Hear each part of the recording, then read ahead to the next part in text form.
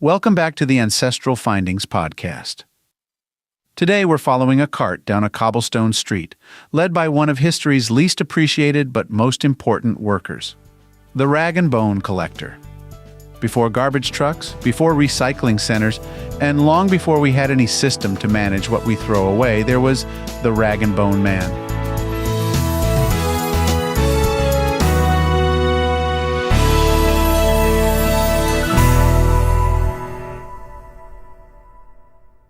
Armed with a sack, a cart, or sometimes just a tin horn and a shout, these workers combed through city streets, gutters, and alleyways, looking for value in what everyone else had tossed. They were among the earliest waste recyclers, long before the term even existed. Let's talk about what they actually did. A rag and bone collector looked for anything that could be resold or repurposed.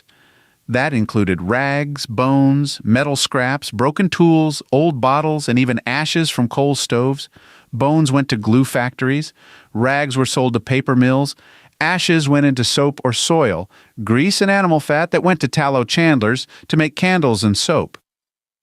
Every item had a value, even if it was just a few pennies. These collectors weren't just digging through trash. Many knocked on doors or made trades. Some had regular routes where people expected their visit. And often, it wasn't just one person. It was a family business. Parents and children worked together, especially in poorer neighborhoods. Kids learned young which alleys were the best for rags, which butcher shops might hand over bones, and which factory yards had scrap. In places like Victorian London, whole districts were known for turning out generations of rag and bone men. Let's pause and picture that life. Imagine waking up at dawn, grabbing your sack or cart and setting out on foot through soot-covered streets, calling out rags and bones as you pass each row of houses. You might carry a hook to lift the lids off trash bins or wear gloves, if you had them, to handle sharp metal or greasy scraps. If you were lucky, you came home with a full load that fetched a few coins, just enough to feed the family or patch up the roof. It was dirty, thankless work, but it kept cities cleaner and it kept industries going. So what happened to all this material after it left the cart? Rags were sorted by quality. Linen rags made fine paper. Cotton and wool were turned into stuffing, felt, or even reused fabric. Bones went to rendering plants. They became glue, fertilizer, buttons, and sometimes knife handles. Metal scraps were sold to foundries. Bottles were washed and reused. Even coal ash was sold by the bag. These folks were walking supply chains for the industrial age. You might be wondering, where did this happen? The trade was strongest in cities: London, Paris, New York, Boston. Anywhere dense enough to generate waste had rag pickers. In the U.S., the term junk man was more common.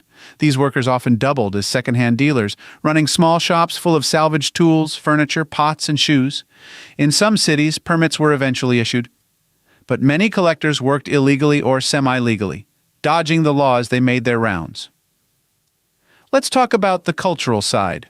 Rag and bone collectors may not have been respected, but they were noticed. Charles Dickens wrote about them. In Our Mutual Friend, one character even inherits a fortune made from sorting trash.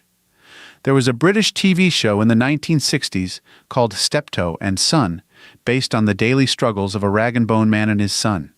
It became a classic, highlighting the pride and hardship of the trade. While most collectors didn't become famous, some did rise from these humble beginnings. Junk dealing sometimes led to owning hardware stores or scrap yards. So how do you find out if one of your ancestors was a rag and bone collector? Start with census records.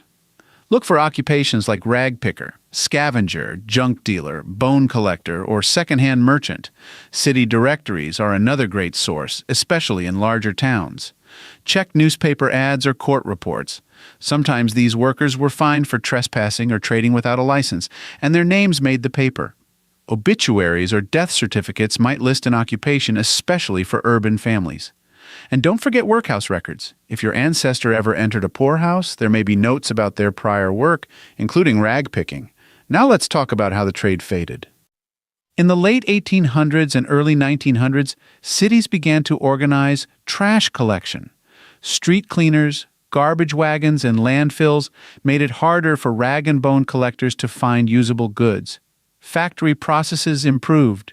New materials reduced the need for old ones, and public attitudes began to look down more harshly on scavenging as a way of life.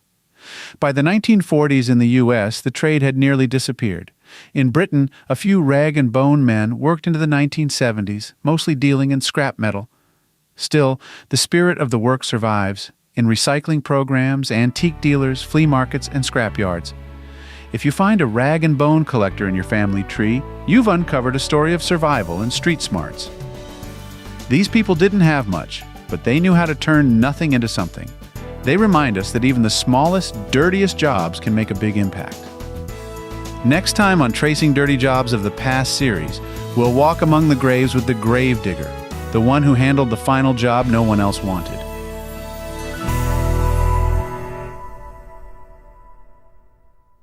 If you've got a hard-to-find ancestor you're stuck on, I'd love to hear about it.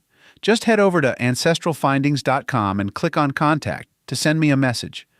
While you're there, take advantage of our free weekly genealogy lookups. Explore thousands of articles and enjoy hundreds of podcast episodes.